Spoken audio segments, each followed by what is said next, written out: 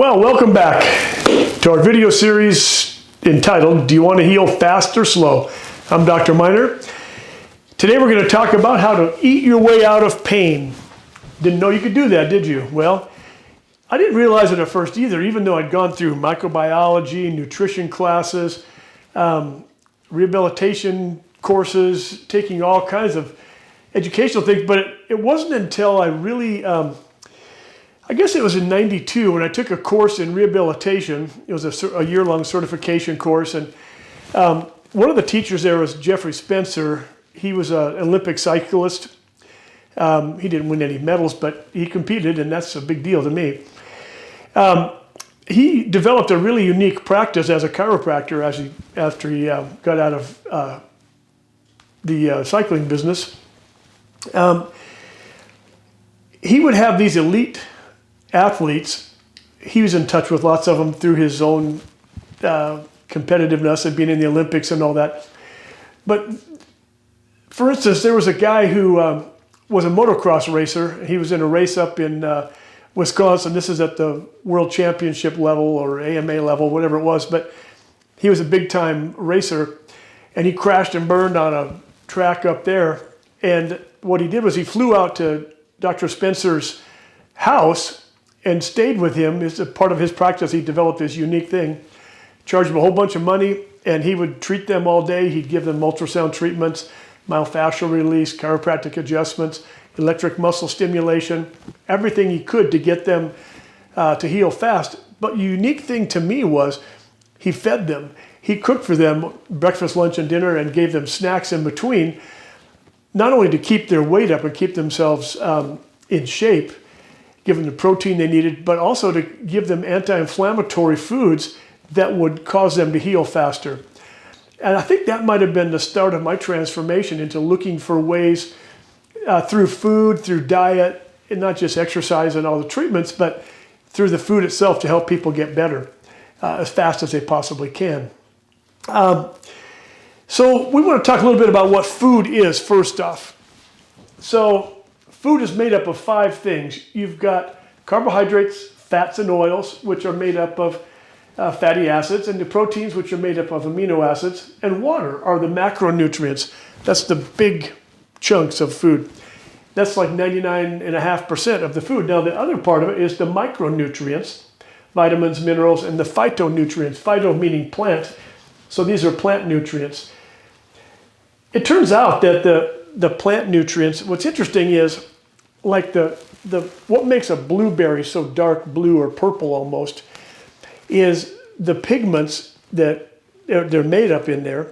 Those pigments happen to also be the chemicals, the molecules that are antibacterial, anti-tumor function. They protect the plant from tumors and viruses and bacteria, anything that can hurt it. And when we eat those plants, we get the same protection in our bodies, because what it does is it tells the DNA in the cells what to do. That's what DNA does. DNA sits there and waits for protein. A messenger RNA comes in and tells it what to do, and it replicates and makes proteins. And those proteins are used for various functions in the body, actually all the functions in the body. So some of those are anti-inflammatory or healing or making the proteins we need to reproduce the cells or to create inflammation or anti-inflammation. Anyway, so these are the macronutrients that are made primarily for energy, although the carbohydrates are made up of simple carbohydrates, simple sugars, complex sugars, starches, and fibers that are really hard for us to digest. And they all have certain functions in the body that tell the body what to do. Fats are made up of fatty acids that are telling our bodies what to do, good fats and bad fats, although there's no bad ones other than you don't want to put motor oil in you. But they're all good. It's just the ratio of them that causes problems. And then all the amino acids that make up the proteins. Now the micronutrients, these become messengers, molecular messengers that help in every function in your body. They're cofactors for everything that your body does. And so they're very, very important, and they have a huge impact on our healing capabilities. So let's talk about certain foods that inflame us, right? Sugar is the number one thing that we want to look at. Sugar is the most inflammatory food we can eat, probably, that we eat a lot of. So anytime you have a lot of sugar, those spikes cause inflammation, a sugar spike. So what we're talking about is when you eat it, it gets absorbed into your body and gets into your bloodstream. Certain foods are like rocket fuel, where they get into the bloodstream a whole lot of sugar in a hurry, and your blood sugar spikes up and up and up like this. Well, that creates an inflammatory response in the body. Well, then your body releases insulin that takes the blood sugar, or the sugar out of the blood into the cells, and then it spikes back down. If you have a big spike, a lot of insulin, spikes back down. What you want, by the way, the downward spike creates an inflammatory response too, so you get more inflammation. And so what we want is, we want a nice gentle curve. We don't want it to go, we want a nice gentle curve, so you have slow release of sugar into your bloodstream, which is where the more complex sugars and the starches and the extra fibers have a huge impact on that. Another thing we want to avoid, I recommend strongly, we advise everybody, avoid the fried foods. You know, that's just not healthy for us. It's not that they're, so we have an omega-6 fatty acids and omega-3 fatty acids. You've probably seen it on TV now. They call omega-6 the bad fatty acids, well, the bad oils. It's not really true. They're good. We need them. They're required for living. What it is the ratio of 6/3. So the average in America is 20 to 30 omega-6 to 1 of these, when in reality it should be 1 to 1 or 2 to 1 to give us the healthiest ratio, make our bodies as healthy as they can be. So fried foods really changes the makeup of the fats and changes them into what become more harmful fats in our body, and they create inflammatory response again, more inflammation. It prolongs the inflammatory phase of an injury and makes you hurt longer, and you heal slower. Grains, we've all heard about wheat. You know, there's a whole big thing now. Wheat is bad, gluten is bad, and well, there's some truth in that. I mean, we can't digest gluten. Humans can't do it, but for most of us, it doesn't cause a problem. It actually does for me. I'm very gluten sensitive. But for most people, you can eat the wheat, though it doesn't get digested. It doesn't create too much of an inflammatory response in there, and it just goes right through you. And corn has gluten in it too, but it's a different kind. So the things that seem to cause the most inflammation in us are wheat and corn. Rice is a grain. It doesn't seem to be as bad. So we may not want to eat too much rice, but you can have some of that. So we're talking about avoiding bread and pasta and pizza and breaded meat, which again is mostly fried.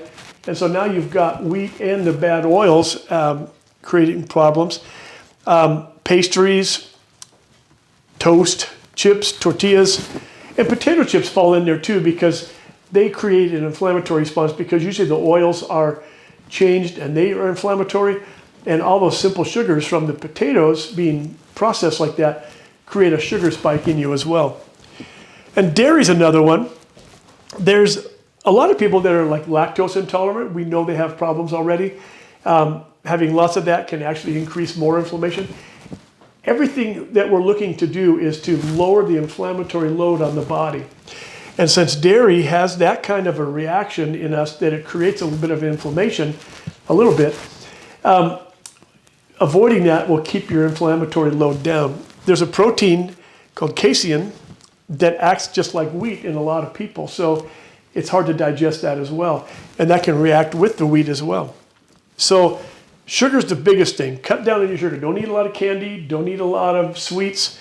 Don't eat the fried foods. The grains can cause you lots of problems. Dairy. So here's your cheese and crackers. Don't have those. And this isn't forever. This is for a short time while you are healing. Alcohol dries you out. And also people think they can drink alcohol and they fall asleep better. Well, that may be true, but it also causes you not to go down into that deep sleep level where you do more healing and repair work. So yeah, you do maybe go to sleep, but you don't sleep well. So we ask you to really think about avoiding alcohol during this time. And any food you're allergic to will cause problems. You know you might be allergic to peanuts. Well, don't eat peanuts. If you're allergic to anything on this list, don't eat it. Even when we get to the other side of this board, when you see something that looks like an inflammatory food, but you're allergic to it, don't eat it, because that'll create an inflammatory response in there. I had one patient one time, we put her on a modified elimination diet, which is much more comprehensive than this. There's a lot more foods to avoid. And basically what you do during this time is you avoid these foods, and then after a month, you start adding foods back in one at a time. Well, this woman felt so good. She was always inflamed. She was always stuffy. She had her joints hurting all the time. She would break out in her skin, inflammatory things on her skin. And we put her on this modified elimination diet, which has these foods on there and more. And she said she felt so good. She's not eating any other foods anymore. She's just going to stick with that. You get people that they eat to live. I'm one of those who lives to eat. I love food. And so for me, I can do this for a short time if my back hurts, my neck hurts, my shoulder's all jacked up or something. I can do this for a while, and that's what we're asking you to do. So let's look at the other side here on the anti-inflammatory foods. So how to eat your way out of pain. Now, you really get to eat your way out, because these foods actually are anti-inflammatory, a lot of these foods on here. Whereas the other ones will cause inflammation, and avoiding them cuts down your inflammatory load. These actually, a lot of vegetables will actually reverse inflammation in your body. So eat a lot of vegetables, clean organic chicken and turkey, same thing, grass-fed and grass-finished beef. A lot of times what they'll do is they'll say it's grass-fed beef, but the last month to fatten it up, they feed it a lot of corn and grains and other things like that, which is not the normal cow food. So they're defeating the whole purpose, because that last part is when you're going to have the biggest effect in the. So when we talk about this, we also talk about, the reason we talk about clean organic, what I'm talking about there is factory raised food. You know, they have cows and pigs and chickens and turkeys and stuff crammed into these small little spaces. They're so stressed out, they're not getting what they need to function properly, and when they process them for the meat, there's all that stress hormones are in them, and then we get to eat those, and we get stressed out, and those stress hormones are very big on creating inflammatory responses in our body. That's part of what we do. So organic fruit is a big deal. You know, non-organic. You can be guaranteed that vegetables and fruits that are not organic have been sprayed with all kinds of pesticides and chemicals on there that you wonder why they even try those, but they do, and they use them, and they can hurt us. They create more inflammation. Roundup is known, even small amounts of Roundup that spray onto food gets into our system and creates an inflammatory response along the intestinal wall to create leaky gut and all kinds of really nasty things. So we want to avoid that. Even organic fruit and vegetables might have some herbicides or pesticides sprayed on them, but they're limited in what they can put on there. They're a lot cleaner, a lot better for us. Now we'll get to fish. Of course, fish has good fish oils in them, the omega-3 fish oils, but not when they're farmed. You want to get wild-caught fish, and that makes a big difference for us. So food is medicine. These foods can actually give you all those phytonutrients that we want, all the nutrients we need to bring our body into a healing, anti-inflammatory mode. It's a really big deal. And there's not very many side effects in the food either, see, so you don't have to, it's better than drugs. So we all need to eat better. Pretty much if I asked everybody out there, can you eat better? Can you have a better diet? Most everybody would say, yes, absolutely. So that's what we're asking you to do. It may not, or it may make permanent change in your life. You may go, I really feel better this way. I always want to eat this way. That's fine. But we're just talking about while you're injured right here. We want you to learn how to heal faster. We'll do another course on how to do everything you can to be healthy. So what do you eat? Well, dinner's the big one. That's what most people think about when they're eating. Salads are great, but you need some protein in there, some meat, or hard-boiled eggs is a good source of protein for this, or tofu if you're a vegetarian. There's a lot of ways to get protein in there. Stir fries are great. You can put in a lot of veggies, some meat, some sauces go really great with that. Meat with sauteed veggies. Just saute them in there. You don't need a lot of sauce. Just they're wonderful that way. Breakfast is the most important meal, really. You can have smoothies. I have that almost every day for breakfast. A smoothie with protein powder in there and sometimes 20 or 30 different, even 40, 50 types of different vegetables that I chop up and freeze and put a bag of that in there. Egg scramblers are really good. Just scramble some eggs with some vegetables and some avocado on top. Fantastic. A frittata is it's a baked scramble. You saute some vegetables in there and then you scramble up a bunch of eggs, 6, 8, 10 eggs, and you dump it in the frying pan. You cook it for a few minutes and put it in the oven. And it comes out, it's like a quiche without a crust. And they're fantastic. Then you can have that for dinner. You can have it for breakfast the next day. People make them into little muffins in a muffin tin, and they have 1 or 2 of those for breakfast in the morning. It's fantastic. For desserts, fruits and berries are really great. My wife and I will sometimes freeze a couple bananas. You peel them and put them in a plastic bag and stick them in the freezer.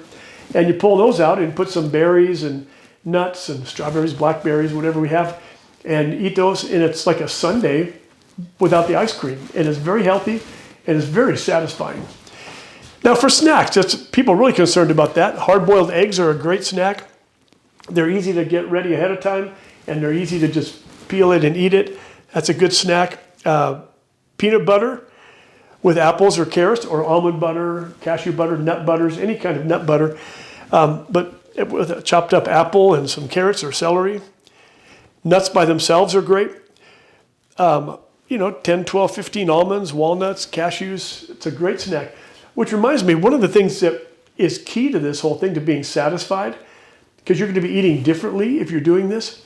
Maybe you're already doing this, but is to chew your food. It's vital that you chew your food, because not only do you break it down better, it digests easier, but you don't eat as much when you chew your food. It turns out there's a chewing reflex in our brain that more or less counts the chews that you have. The more you chew, the sooner that gets satisfied. So if you're just like taking a couple of bites and swallowing, just eating your food really fast, you'll eat a lot of food into your stomach before your brain registers that it's satisfied. When you chew your food, it's not a fake thing. It's a very real thing. You will be satisfied. You will feel like, I have had plenty to eat, even though you're not stuffed out to here, but you feel really satisfied. And when you know you can have a snack or something a few hours later, you're going to be fine. You just carry through with that. Anyway, chewing your food is vital for this. Hummus with veggies, fruit, just a small piece of fruit, an apple, something like that. Those kind of things will really help a lot. So you really can eat your way out of pain by doing 2 things: eating foods that subdue the inflammation and not eating the foods that create the inflammation. So I hope this will help you a lot. We're not asking you, food is a hard thing to change because we're set in our ways and we have all these emotions tied up with it. But if you can get a hold of yourself for a week or 2 while you're healing, you can make a huge difference in the outcome of the healing as well as the short term. All right, so next time we come back, we're going to talk about water, what to drink and what not to drink. And I think you'll find this interesting, as I do. All right, thank you. Bye now.